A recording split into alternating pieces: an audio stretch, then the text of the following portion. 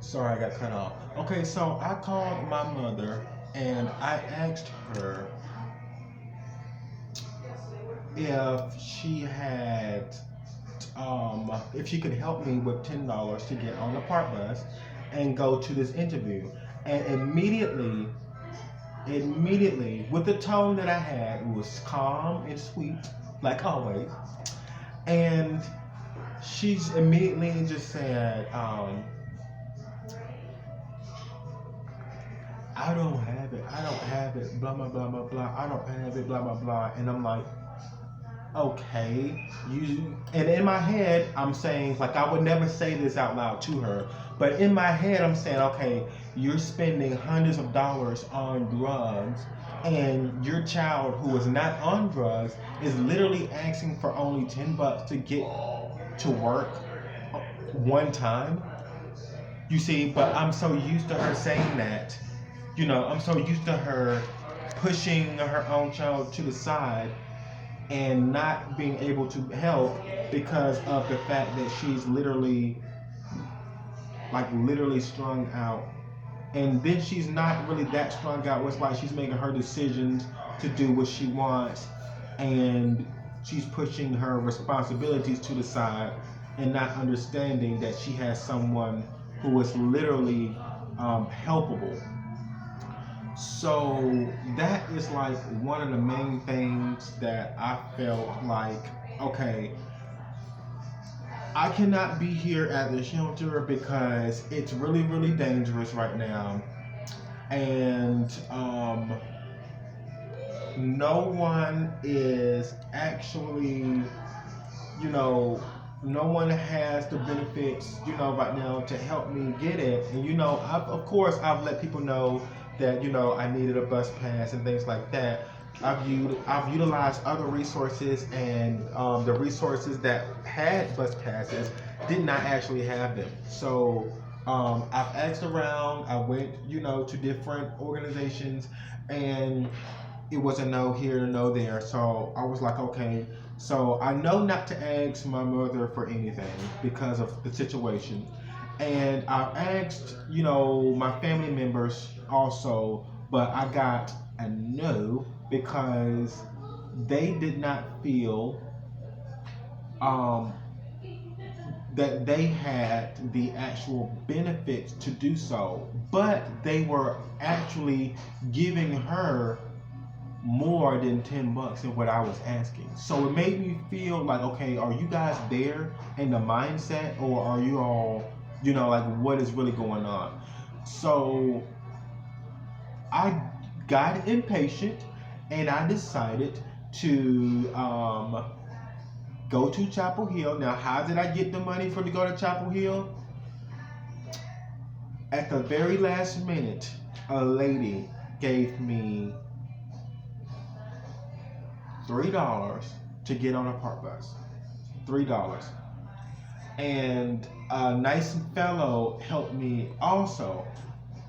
And the shelter was really dangerous at the time. So this is my reason for I needed to get a job so I would no longer have to worry about dealing with some of the individuals that were there at the shelter because I did not feel safe at all. Now, this was not planned, but I ended up going to Chapel Hill because it was a lot safer and they had a lot of resources out there. And, that's pretty much it. And unfortunately, I end up going to, the shelter out there to utilize their resources, but they actually, like I said before, they actually had a rule to where they did not take walk-ins. But long story short, the rule was to go to another organization to fill out an intake paperwork, and that will determine whether you get a bed or not. Well, of course, here I am. I followed the rules. I went to the shelter. I did my intake, and they told me that they would give me a call back when a bed was available. So here it is, 3 weeks down the line, and I literally moved to Chapel Hill with literally nothing.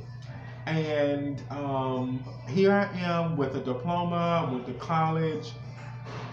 I actually left college after my second year, first semester. But anyways, here I am with a diploma, and I've never been in trouble with the law. I mean, I don't really understand why I'm not really first come, first served. Because what it is that at their shelter, you're allowed to stay there for 2 years, which that is tremendously a long time to be at a shelter.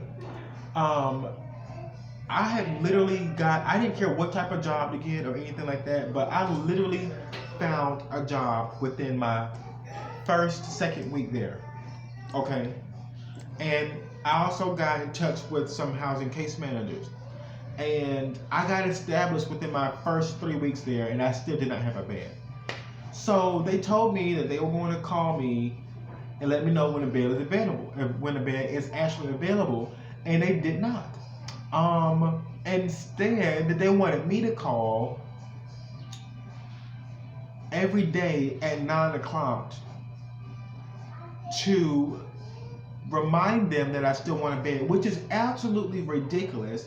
If I literally came there with nothing, did my intake, let you know where I was trying to do, got established faster and quicker than anyone can get established, and you allowing residents to stay in there for 2 years, who sleep all day, who don't work, who don't go look for jobs, who panhandle and do drugs and drink, and here I am, don't do drugs, never been in trouble with the law. I'm working and I'm utilizing my resources the way it's supposed to be used, and you guys are pushing the good one to the side and housing the ones who are not doing anything all day long. So yes, I got impatient with the system. I got very impatient because I've waited long enough for me to get the help that I deserve, especially if I'm utilizing the resources the way it is designed. I got very, very annoyed. So I'm not sure why, that's considered impatient to some of you, because I know for sure that my friend is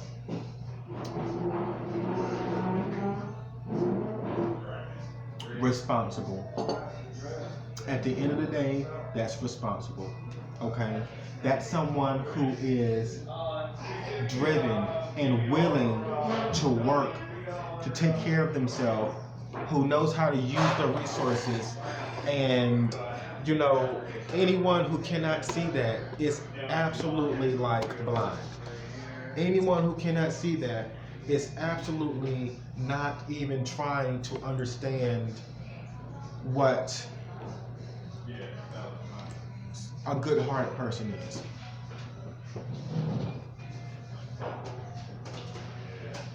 So I'm not sure why some people think that that's impatient, but look, I've literally been robbed out of a lot of things. And when I say robbed, I don't mean like physically, but I'm talking about like chances of doing things and getting things done in life to be ahead, things like that. Okay, I can see this person, he has the right mindset, he seems intelligent, let's go ahead and work with him and get him out the way, because he's literally trying to move forward and he doesn't need anything holding him back right now. I would hate to see someone like him go to waste, basically. And it is some people who are just like literally not there in the mindset. They don't even know that the person that's sitting in front of them is actually intelligent, so why not help them? So I got sarcastic a little bit and I made a joke and I was like, oh, he can make it anywhere, let's not help him. You know what I'm saying? Like, okay, what are you talking about? Okay, so I mean, I might be one of the person that actually work for you and help you one day. You see what I'm saying? But no one's thinking about that. Um, but yeah, I mean, I guess you can kind of see where I'm coming from. It's nothing, to be ashamed about if you ignored it. But now that I'm able to explain it to you, now you actually know exactly what I'm talking about. It's gonna take some time, and nobody's perfect. I've had times to where, okay, I lie, y'all. I haven't had times to where I could see somebody that was intelligent in front of me that I ignored that I could have helped because I knew who was intelligent. I knew who was good to be around. I knew who was there to be stable enough to help me. Seriously.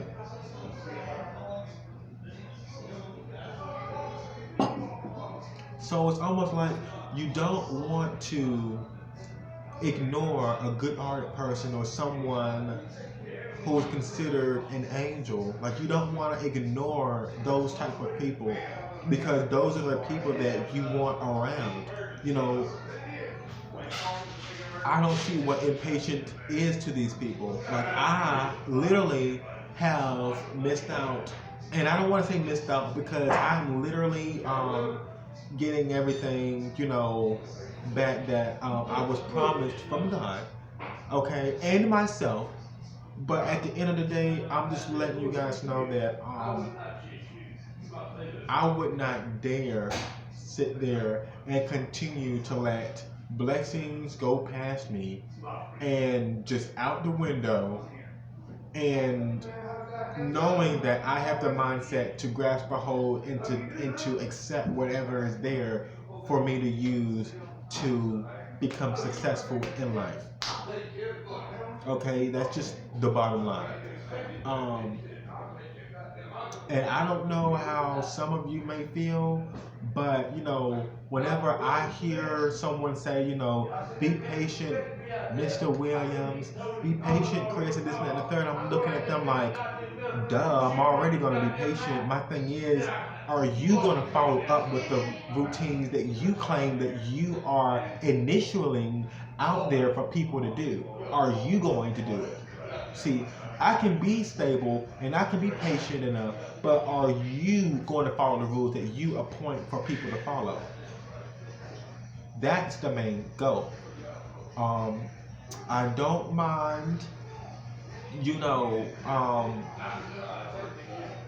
allowing people to see who I am on YouTube because it seems like, why not broadcast yourself so people can know who you are beforehand so that whenever it's time for them to confront you or be around you, then they know automatically and already how to treat you and what they're up against whenever they are communicating with you, whenever they're working with you. You see what I'm saying? So, no, I don't feel bad about anything.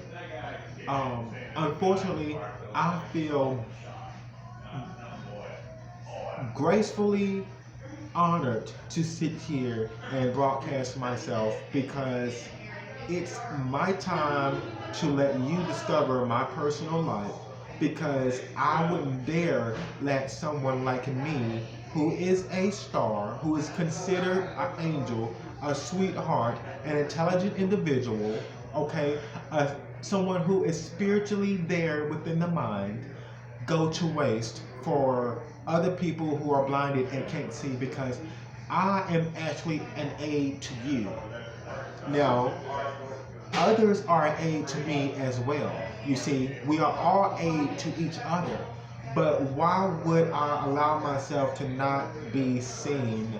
And that is one of the key things in order for me to grow myself. And I mean, anyone, you don't want to just be a sweetheart, be an angel, be an intelligent individual that can actually help someone hide in a corner in a box and be invincible. That'd be a waste. You see, you can be benefiting others while you're benefiting yourself. You know, a lot of people just don't want to hear that, but that's the truth.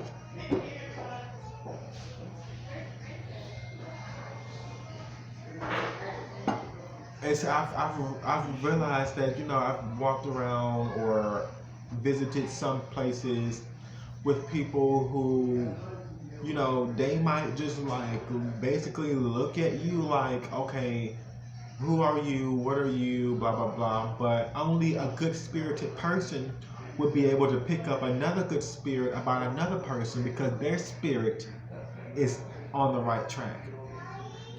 And only a person whose spirit is not on the right track would not be able to pick up a good spirited person. So they would treat that person correctly. Just like I told you guys about the Luther Vandross, about anyone who had a heart would love me, so why won't you? You couldn't really have a heart and hurt me like you've hurt me and be so untrue.